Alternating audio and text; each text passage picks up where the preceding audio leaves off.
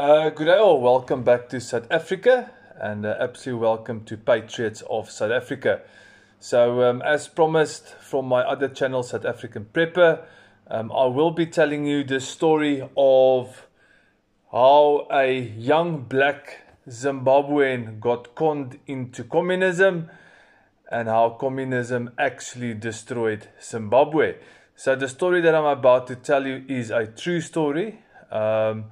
Unfortunately, I'm not going to mention the farmer's name and the black man's name, but yeah, let us jump into it. So this farmer in the middle of Zimbabwe farmed there for 2 or 3 generations, and then within his household there was a young black boy that he then decided to take care of a bit more than a normal worker. Now, I'm not sure what the circumstances was why this happened, but he decided that he will send this young black man to school. He will make sure that this young black man gets a university education, and he decided to make sure that he teaches this young black man the land and how to work the land and how to treat the soil. This specific farmer absolutely loved farming. He had a very, very high regard for soil, and he knew that if he looked after the land will look after him.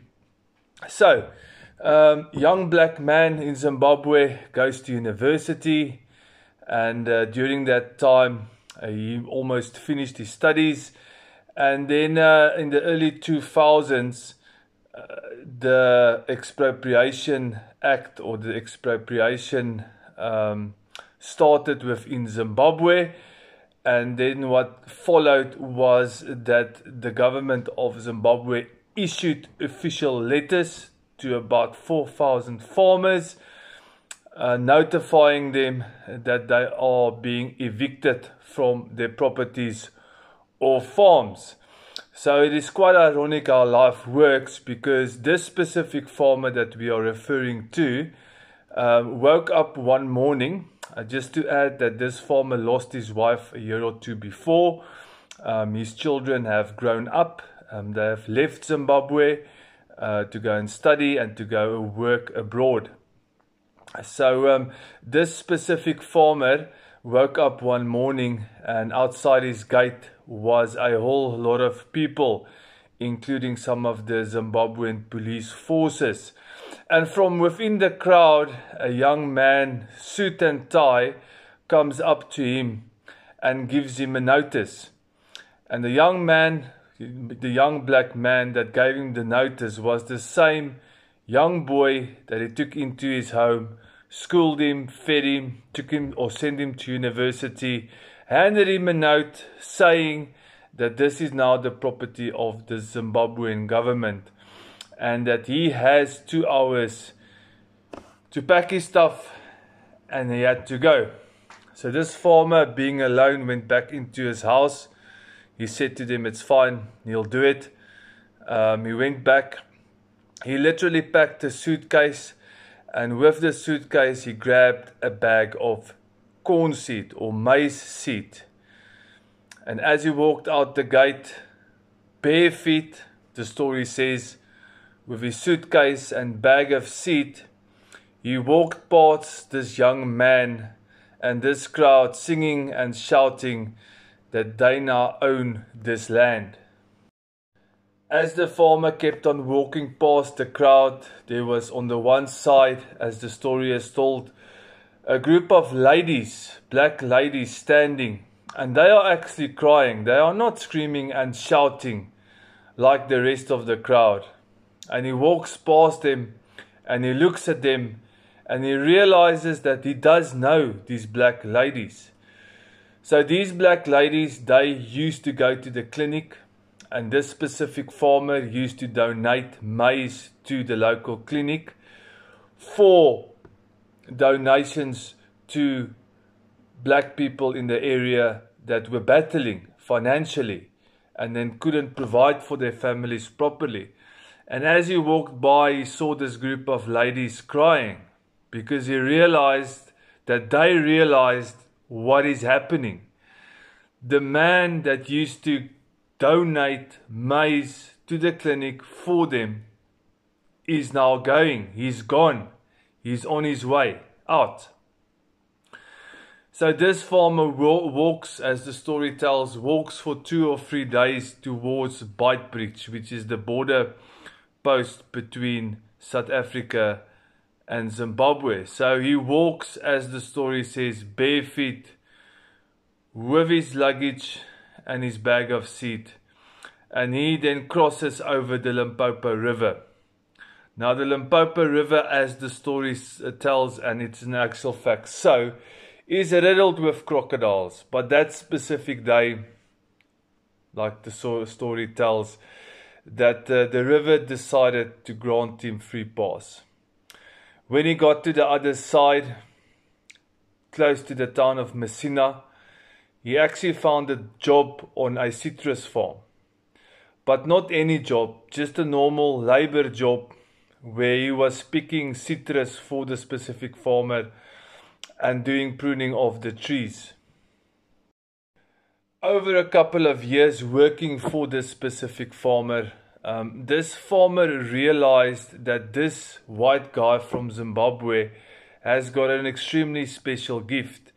The trees that he was allocated, that it was his responsibility, were just doing much better than the other trees. He then decided to make this Zimbabwean farmer a foreman, giving him a permanent home, giving him a permanent vehicle, and basically leveling him up within the farming business, giving him a chance to rebuild his life. Over the next couple of years, this specific farmer has now gotten onto his feet again. He's gotten away from the situation in Zimbabwe, and he is okay actually. So he decided that one of his passions in life and one of the things that he's really good at is planting, and he would like that bag of seed that he brought with from Zimbabwe to be planted again. So he rented a plot or a small farm close to where he worked, and he started planting. And just like his farm in Zimbabwe, this farmer started rebuilding his life. He dug the wells, he plowed the fields, he fixed the fences, and after a couple of years and a couple of seasons of harvesting, he managed to build his own silos, and he started gathering up all the maize and all the products that he was harvesting in the last couple of seasons. So, many years after he left Zimbabwe, he walked into a couple of Zimbabweans, and they told him that it is really not going great in Zimbabwe, and that the people are literally busy starving. Because this man loved his country, Zimbabwe, so much, and he loved the people so much, he decided to give these Zimbabweans a small bag of grain each to try and get them fed and to try and get them to move on with their lives. So this carried on for a couple of weeks until one day another group of Zimbabweans passed by, and within the group, you would not guess who it was. The young man that he raised in his own house. The young man that came to give him the eviction notice, telling him that he's got 2 hours before he needs to pack up and go. The young man that was dressed in a suit and that was literally brainwashed by the ZANU-PF government, came there to his little farm, begging for food, scroll thin and hungry without the fancy suit. Nothing was said between the farmer and the young black boy. The farmer gave him a bag of maize like he gave to every Zimbabwean that passed, but he did something very special. He took out one seed and he gave it to him, and he said to him, "Go restart your life, and I hope that you have learned your lesson in Zimbabwe. As time continued, the situation in Zimbabwe worsened to such a degree that even the earth cried out. It was so dry, and I can tell you, I've been to Zimbabwe in that specific time period. It was so dead that if you stopped alongside the road, you could not even hear birds chirping. The local population has poached and eaten almost everything that they could find because there was no more food production in Zimbabwe. Like I say, if you stopped along the road, you couldn't even hear birds chirping. And they went through a hell of a drought as well. So the story tells that it came out and the word spread to Zimbabweans on the other side that were still left in Zimbabwe that this white farmer is giving maize to Zimbabweans that crossed the border in order to help them. So this message actually went up to a parliament member within the government, and it went, well, the opposition party of the ZANU-PF, and they decided to drive over to this farmer in South Africa to ask him if he would not sell their maize. As these men from Zimbabwe parliament members came to visit the white farmer, he actually decided to give them the maize for free because a couple of good seasons behind him, and he had the facilities to store the grain as well. But the agreement he had with this politician is that he will not use this food for political gain and he will not sell it. And on the back of the trucks that came to collect the maize, it was written, "From the farmers."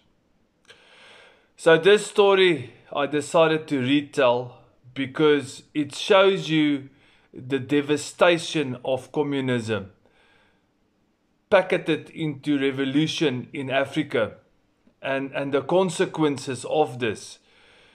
And when I tell this story, I have two emotions. One of anger, because how can you destroy a country like this? One of sadness, because I saw Zimbabwe die. And it's a beautiful country, I must say. And I saw livelihoods being taken from millions of Zimbabweans and millions of people. Doesn't matter really what country it is. But the impact is so profound. And then in the year 2025, we sit in South Africa and we have parliament members that want exactly the same. And it infuriates me because how stupid can you be? Can you not see just across the border what the consequences is if you want to go down the route of communism? I hope you liked this story. I did try and tell it the best that I could. Please like, share and subscribe. And God bless.